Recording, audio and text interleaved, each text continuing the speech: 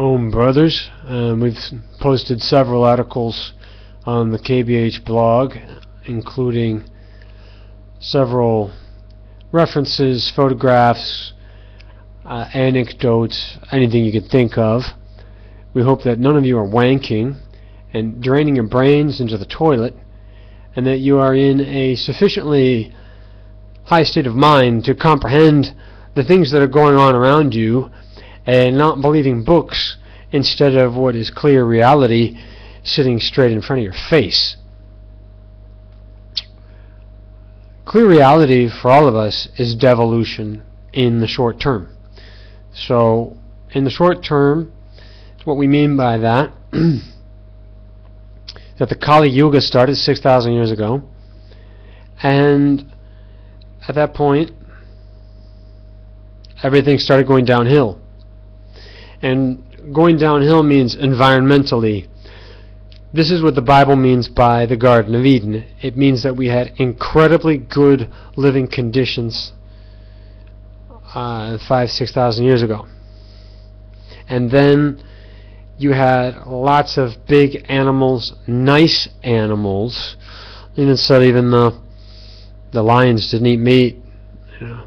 You have a really nice environment because everyone's not out there wasting it and bulldozing it over so they can have more meat and eat more flesh and hack a cow to death just to have lunch. If people aren't doing that, then the environment is doing well.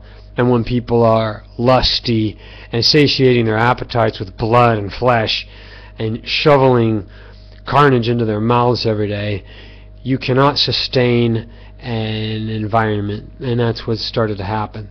The Nephilim are the giants, and it's talked about in several cultures, these all different kinds of races of human beings in the past. Why do I think this? Well, it's just plain old logic, people. Since you were born, are there more species or less?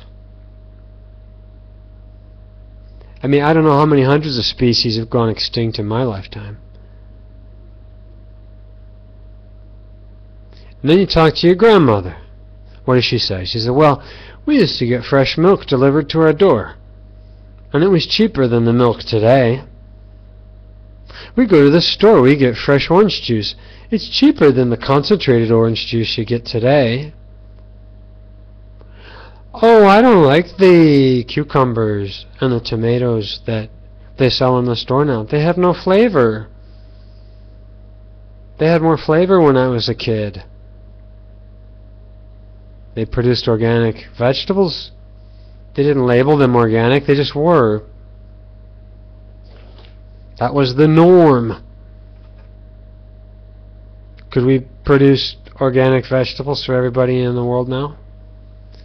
Yes, very easily, but the problem is that we're feeding all these animals for what? The rakshas, or what do you call them? The man-eaters that are eating all this flesh.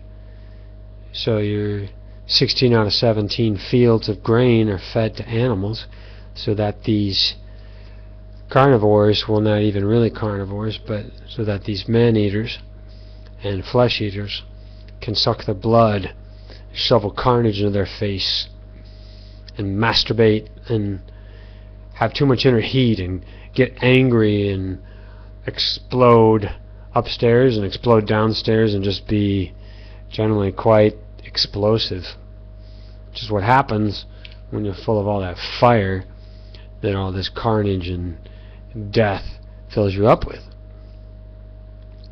And devolution for these past few thousand years, it's very, very apparent. In the fossil record, we do not have all of these intermediary species apparent from the bones. Not much is apparent from bones, people. And we also have to remember that the fossils don't tell us very much. You can't tell the dates from the fossils because carbon dating and radiocarbon dating is invalid. But you can see that there are the basic kinds. You have people, you have apes, you have fish kind, you have rabbit kind, This is where it gets really interesting. All these fossils that they're finding, they have huge examples of animals that are very small today. So in Spain they're finding all these huge rabbit fossils. That to me is very interesting. That rabbits could just eat so much that they get that big in the past. You have huge spider fossils. You have huge reptile fossils. That's what they're calling dinosaurs. You have huge fossils of sloth. Look on Wikipedia, look up giant sloth. And I don't know why they posted that picture, but it's a fossil displayed in a museum of a sloth that is 3 meters tall. Right? We also have lots of bones of humans that were huge, that had enormous statures, and there have been uncountable finds of these huge human statues, and also these strange, rather famous human skulls that are very ovular and long and big. And the scientists just kind of cover that up because it doesn't fit with their theory. They don't cover up the big fossils. They think, well, fossils, we'll just do the Carl Sagan, billions and billions. We'll just say let's come up with some date that they like. That's what they want. They want some date that agrees with their stupid theory. And the evolution theory is just stupid. It's also related to Jewish and American individualism, where it says that everything has to start from a point. And that's just an assumption, and it doesn't even make sense. I don't see that in the regular world. Why do we all have to believe that everything, not just the Big Bang, but also the human races, everything, has to start from one single point? I mean, even the biblical story Adam and Eve, you're getting pretty allegorical with that. I see no physical relation between Chinese and Africans. I see no physical relation, linguistic relation to Chinese and anything else. There's no relation. Chinese have, this area of the world they call China, they have several thousand years of history, and it's not influenced by the outside. Which is why they're so weird. That's why they're party poopers. That's why you're having a good time with your friends. The Chinese walks and it's like throwing a bucket of ice. He says something and it's just so weird, it's off the wall or wrong, that everybody stops talking. They stop having a good time. That's why some people define Chinese as party poopers. But because they're very, very different people. Yeah, they're very, very different people. I mean, what's an alternative theory here? Okay. Well, we've got about 6 or 7 main races in the world right now. Well, what if humanity started as 6 or 7 different races? I mean, why is that impossible? If these evolutionists and these creationists, they both say everything starts from these points, right? There's always a point where there's magic. The evolutionists, they have several points of magic in the evolution theory. Magically, everything just exploded from nothing. Well, if everything can explode from nothing, 6 or 7 human races can explode from 6 or 7 points. If suddenly there's a patch of the ocean that has life, this is the evolution theory. They say, well, the prebiotic soup, from the prebiotic soup emerged single-cell organisms, which are not simple at all. They're very, very complex. If life can emerge from one point in the ocean, why can't it emerge at the same time 6 or 7 different points? Another case in point before I let you go, just think about it. The Wright brothers, a lot of the inventions in the world, we think, well, everything that's invented has to be from one guy. And that's not true. That's the legal structure. That's an assumption that people get from the legal structure. They think, well, one guy invented the light bulb, one guy invented the airplane, one guy invented these things. No. Groups of men invented everything you see around you. And often there are several groups of men inventing the same stuff at the same time. And this is what clearly happened with the invention of the airplane, which happened before international communications were sufficiently easy. And you had the Wright brothers at Kitty Hawk producing their airplane, and then you had these French guys doing it at the same exact time with no physical communication between them. And they went to get their patents at the same time.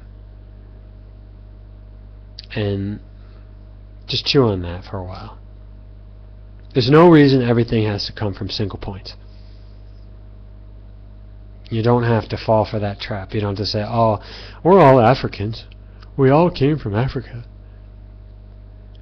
We've got this skeleton that came from 6 different layers of the earth and all these different places, and we just hodgepodge something together and we call her Lucy. That's not science, that's crap. That's not a fossil. I'm a fossil hunter. I've got boxes and boxes full of fossils I found myself. I know all the names. I love fossils. What the heck is Lucy? It's a hoax. It's crap.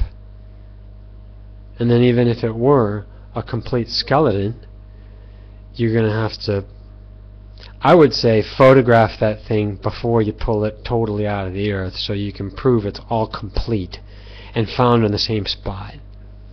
And then, because a significant difference between humans and primates is the number of ribs, the number of things in the spine. You count all that, you got to know what you're dealing with. Bones are not a whole lot of information. You know, all these evolution people take bones of ancient races of humans and then curl them over in the museum, and then they put a nice imaginary picture in front. Well, this is what he looked like, and they just cover him with tons of hair. You don't know that. You don't know anything. And then with the dinosaurs, they're still arguing, are they cold-blooded or warm-blooded? It's a pretty important detail to know, don't you think? But you can't tell that from bones. And you can arrange common chicken bones into, baby brontosaurus if you want to. So take a picture when you take it out of the earth. At least tell us that what you're dealing with here is genuine. And then, be honest about what you know and what you don't know. And I'll repeat it, we don't know how long stuff has been there. We don't know how long. Just like rust. You can't tell me how fast something rusts. You can't say that's always going to be the same, and every condition, every place in the world, underwater, above water, high in the air, low in the air, in the mountains, in the desert, in the jungle, out of the jungle. Stuff changes at a different rate. And some things are preserved, some things get rusted out, they change, they grow old very fast. So you just can't look at something that's decayed and say, oh, it's been here billions and billions. As far as I'm concerned, billions and billions is Jew talk. It's coming from Carl Sagan. I don't trust him further than I could throw him, just like I don't trust the bankers. And I don't think any of you should either. Trust your own perception. And you'll see that the quality of our environment has been going down, the quality of health has been going down, IQ has been going down since it's been measured. It's been going down dramatically. The quality is just getting worse and worse. And we're not working our way toward the Garden of Eden or paradise in this way. So my world dream is upgrading. My specific corner of the world is always getting better. So thank you, God, and thank you, Amitabha, and Om to all the brothers. Good evening.